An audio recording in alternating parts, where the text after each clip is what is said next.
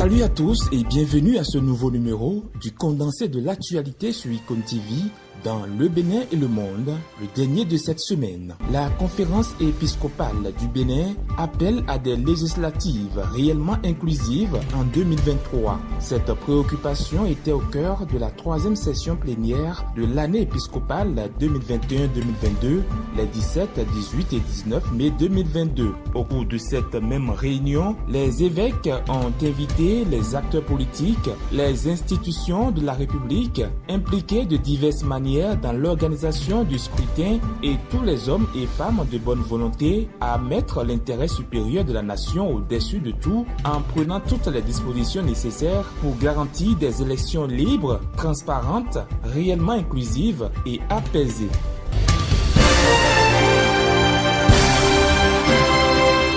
Cherté de la vie au Bénin, la Dieu de Banamé désapprouve la méthode de Talon. En s'adressant à ses fidèles, Parfaite Dagbo, soutien de Patrice Talon, a ouvertement critiqué le passage des ministres dans les localités du pays pour discuter de la cherté de la vie avec les populations en qualifiant de folklore cette tournée nationale d'explications sur la cherté de la vie. Pour elle, que faut-il attendre d'un rendez-vous où il y a d'un côté des personnes qui sont bien payées, qui mangent bien et qui dorment dans des climatiseurs et de l'autre côté, des gens qui ne mangent pas à leur faim avec cette crise.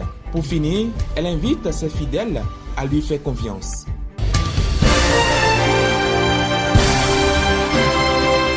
Les femmes arbitres africaines entrent un peu plus dans l'histoire de la Coupe du Monde. Cette année, et pour la première fois, la Rwandaise Salima Mukasanga fait partie des 6 arbitres africains à officier au Qatar. Au total, 3 femmes arbitres et 3 assistantes ont été annoncées jeudi par la FIFA parmi les 129 officiels sélectionnés pour la Coupe du Monde.